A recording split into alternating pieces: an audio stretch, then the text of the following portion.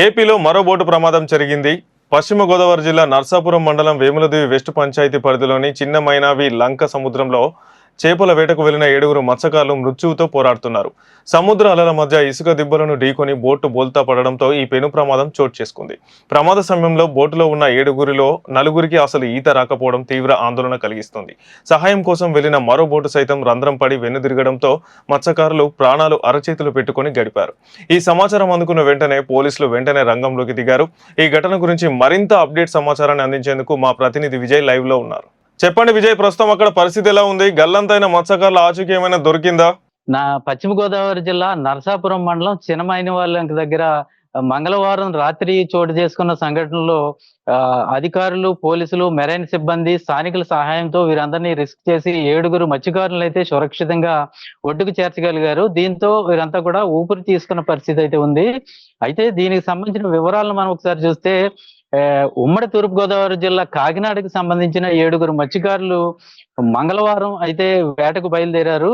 వీరు సోనా బోట్ లో వీరంతా కూడా ఈ వేట చేసుకుంటూ వస్తున్న నేపథ్యంలో వారికి సాంకేతిక ఇబ్బంది అయితే తలెత్తింది. ఏదైతే సోనా బోట్ కి సంబంధించిన చుక్కాని ఇరిగిపోవడంతో వీరు ఇబ్బందులకు గురవడంతో వెంటనే సమాచారాన్ని వారి బృందానికి తెలపడంతో వారు వచ్చి వీరినైతే మరో సురక్షిత ప్రాంతానికి చేర్చి అక్కడ లంగర వేసి తదుపరి వచ్చి ఈ బోటుకి సంబంధించిన రిపేర్లు చేసేందుకు వస్తామని చెప్పి వెళ్ళడం జరిగింది.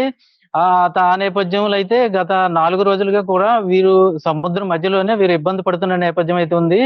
అయితే నిన్న మళ్ళీ అదే బోటు మళ్ళీ సమాచారం వీరు ఇంకా రాలేదని వారిని అడగడంతో వారు వచ్చి వీరిని నర్సాపురం దగ్గర ఏదైతే చినమైన వారి లంక ఉందో అక్కడ ఉన్న ఒక ఈ సముద్రం మధ్యలో ఉన్న ఒక తిప్పం మీద అయితే ఇదైతే ఇరుక్కున్న పరిస్థితి అయితే ఉంది.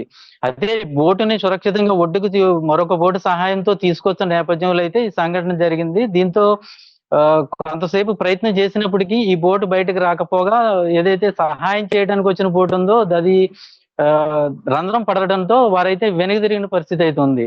అయితే ఈ సమాచారాన్ని తెలుసుకున్న డాక్టర్ బిఆర్ అంబేద్కర్ కోనసీమ జిల్లాకు సంబంధించిన మెరైన్ పోలీస్ బృందం కూడా ఈ 7గురు మత్స్యకారులను రక్షించేందుకైతే ప్రయత్నాలు చేసినప్పటికీ అలల ఉధృతి ఎక్కువగా ఉండడంతో వీరు కూడా వెనుదిరిగిన పరిస్థితి అయితే ఉంది.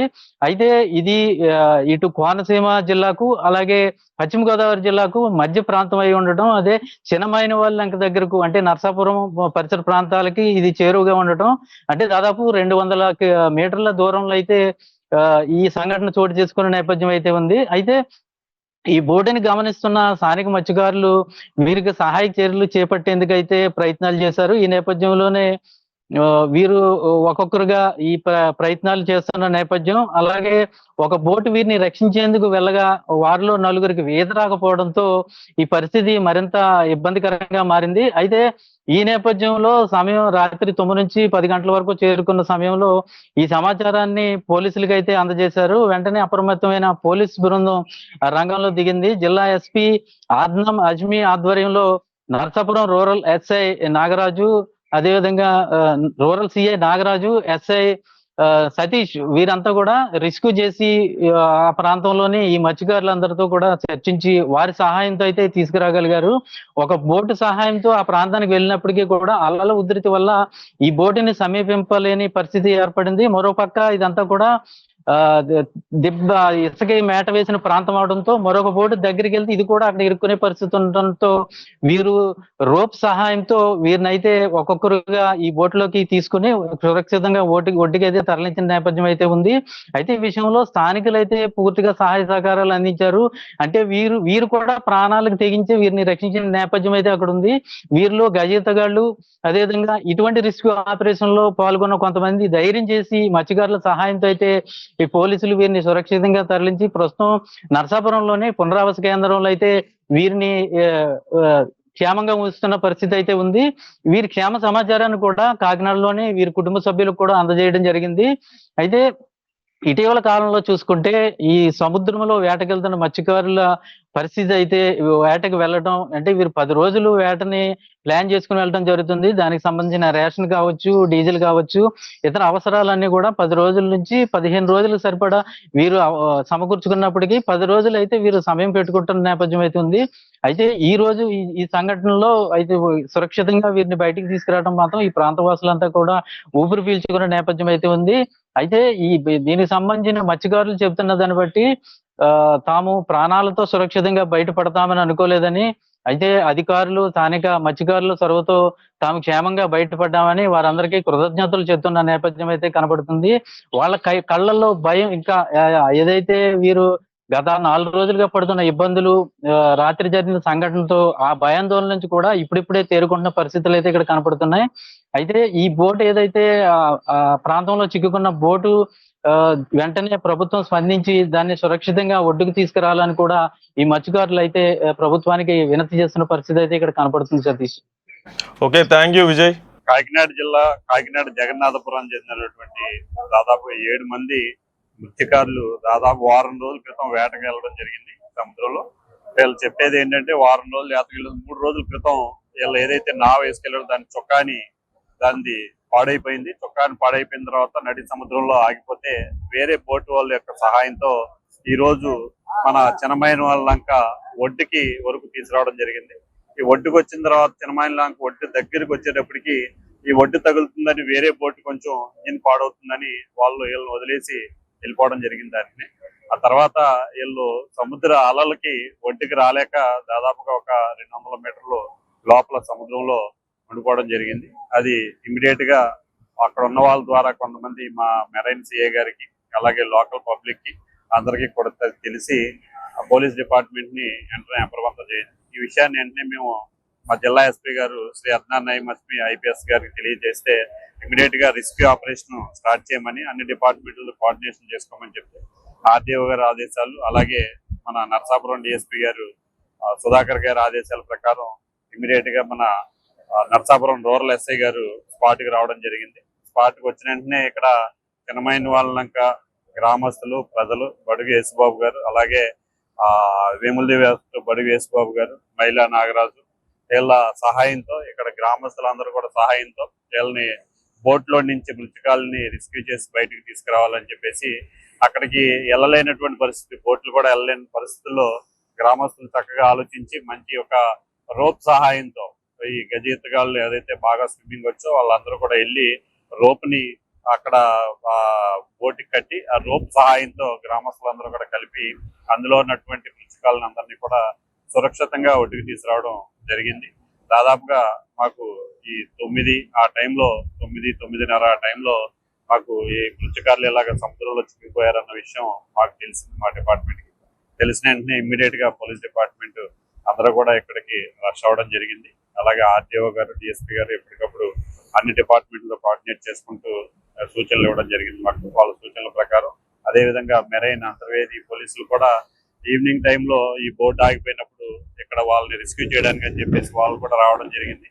అయితే ఈ అక్కడ వాళ్ళలో ఒత్తిడి ఎక్కువగా ఉండడం వల్ల ఆ బోటు దగ్గరికి వెళ్ళలేక వాళ్ళు మళ్ళీ అంతర్వేది పోలీసు కూడా వెనక్కి వెళ్ళిపోవడం జరిగింది. అటువంటి సందర్భంలో ఇక్కడ మన చినమైన వాళ్ళ గ్రామస్తులు వాళ్ళ ప్రాణాలకు తెగించి ఆ బోటు దగ్గరికి వెళ్ళి రోపు కట్టి ఇక్కడ బోట్లో ఉన్నటువంటి 7 మృతకాలను, కాకినాడకు చెందిన వాళ్ళ 7 మృతకాలను కూడా సురక్షితంగా బయటకు తీసుకొచ్చారు. పోలీస్ డిపార్ట్మెంట్ తరఫున వాళ్ళందరినీ కూడా గ్రామస్తులందరినీ కూడా ప్రత్యేకంగా అభినందిస్తున్నాం. వాళ్ళకి జిల్లా కలెక్టర్ గారికి అలాగే జిల్లా ఎస్పీ గారి దృష్టికి వాళ్ళందరూ కూడా సాహసాన్ని తీసుకెళ్లి వాళ్ళకి ప్రత్యేకంగా అభినందనలు తెలియజేసే విధంగా కూడా చర్యలు తీసుకుంటామని తెలియజేస్తాం. ఇది ఈ సందర్భంగా ఇమ్మీడియట్ గా స్పాట్ కి రావడం చేయడం అంతా కూడా మా రూరల్ ఎస్ఐ గారు శారదా తేజ్ గారు చక్కగా అన్ని స్పాంటేనియస్ గా వచ్చి ఇక్కడే ఉండి ప్రజలతో ఒక మంచి కోఆర్డినేషన్ తో ఆపరేషన్ చేశారు. వాళ్ళని కూడా ఈ సందర్భంగా ఇక్కడ కాకినాడ నుంచి యాడ్ చేసుకుంటూ బోటు పొద్దున్న ఇంచుమించు 2-3 ఆ ప్రాంతంలో అంతర్వేది దాటాకు వచ్చిందండి. ఇది ఏంటి ఇక్కడ టచ్లాడుతుందని మా గ్రామస్తులందరూ గమనిస్తున్నారు. అలాగే ఇక్కడ ఉన్న సముద్ర తీర ప్రాంతంలో తిరుగుతూ ఉంటారు. తిరుమని రామూర్తి ఇళ్ళలో మా వాళ్ళు స్థానికులు ఉన్నారండి. తిరుమల గ్రామాలకు సంబంధించి మైల నాగరాజు, మా సర్పంచ్ గారు, ఏమింది వెస్ట్ సర్పంచ్ ఉడిగేసి గారు వీళ్ళందరూ చూస్తున్నారండి బోట్ని. ఏంటి ఇలాగ ఆగిపోయింది, ఏంటి దీని పరిస్థితి అనేసి. వీళ్ళకి ఇన్ఫర్మేషన్ ఇవ్వడానికి ఏం లేదండి అప్పుడు. దీనికోసం ఇంకో 2 బోట్లు వచ్చినాయండి. 2 బోట్లు వచ్చి తిప్పలు పడితే ఇదేమో జంకలేదు. ఇంకో బోటుకి చిన్న పంచర్ అయింది. దీన్ని లాగపోతేనే ఆ 2 ఇంకా ఎలా తగిలిపోతాయి కుదరదని చేసి ఇక్కడ వాగల్లోనూ అవి కూడా వెళ్ళిపోయినాయి. వీళ్ళ పరిస్థితి అయోమయంగా ఉందండి. ఇంచుమించులు 5 గంటల నుంచి పోరాడుతూనే ఉన్నారండి. సాయంకాలం 5 గంటల నుంచి పోరాడి ఇంక దిక్కు తోసగా లంగా వేసుకుని అలాగే ఆలాడుతున్నారండి. ఒకరి పై ఇంచుమించులో ఒక 200 మీటర్లు వ్యవధిలో. మా గ్రామస్తులు వచ్చి రెండో బాబు ఎంతకంత కాపాడుతాం మేము అని స్థాయి సాయంతో తేలుతామండి అంటే పోటండి. 5 గంటలు 6 గంటల సమయంలో మంచి పోటండి. విప్లవంగా ఉన్న సముద్రం. దాని మీద ఇంకా భయపడి రాకపోయారు. అలాగా ఇంకా ఇంచుమించులో 6 గంటల నుంచి మా గ్రామస్తులతోటి ఇంచుమించులో కేకలేయటం బబ్బులు వేయటం వినపడతలేని లోన్ ఉన్నారు వాళ్ళు. అలా జరుగుతుంది. ఇది జరగగా ఇంకా నైట్ 9, 10 అయిపోయిందండి. ఇప్పుడు 10 అయిపోయిన తర్వాత నరసాపురం రూరల్ ఎస్ఐ గారు డిపార్ట్మెంట్ అందరూ కలిసి వచ్చిన తర్వాత మా గ్రామస్తులు మళ్ళీ పిలిచి ఏదో రకంగా సాయం చేసి బయటికి రప్పించాలి. తోడు సాయంతో అన్నది దేంతో చేసి అంటే మళ్ళీ మేము ఒక 4 మనుషులు లోనకి దిగిళ్ళండి. తోడెట్టుకెళ్ళి వాళ్ళ లోన తోడుందండి. ఆ తోడిస్తే 2, 3 వేసి వాళ్ళ ఒక మనిషి తోడెట్టుకుని వచ్చాడండి. ఈత రాదండి వాళ్ళకి కొంతమందికి. ఆ తోడెట్టుకుని వస్తే తోడు సాయంతో ఏదో రకంగా మొత్తం ఒక తాయితీగా వడ్డీ చేర్చామండి. తదుపరి వాళ్ళు అందరూ సేఫ్ అని ఉన్నారండి. 7 అంటే 7 సేఫ్ అని ఉన్నారండి. బోట్ అయితే వాళ్ళలో ఆగిపోయిందండి.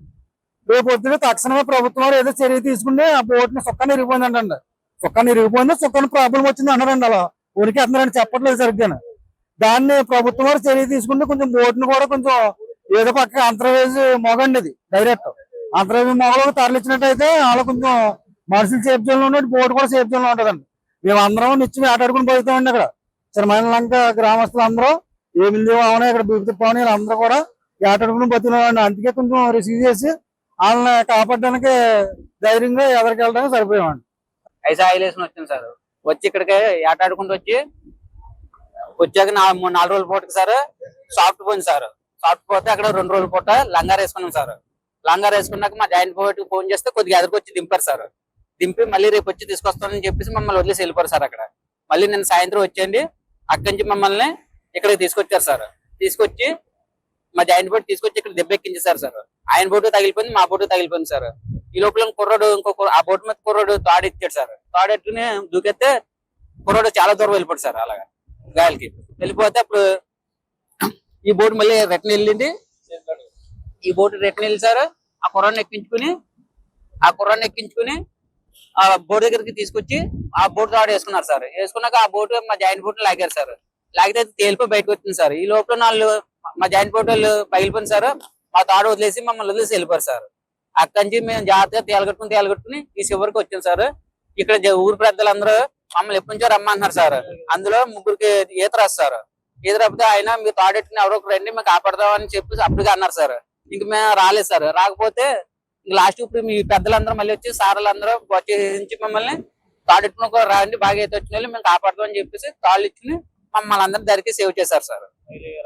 మహిళ వీరస్వామి, మహిళ చిరంజీవి గారు, మహిళ సోమరాజు గారు, అనరాజ్ బాలాజీ వీళ్ళందరూ కలిపి మమ్మల్ని మా ప్రాణాలను కాపాడి సాయపడ్డారు సార్.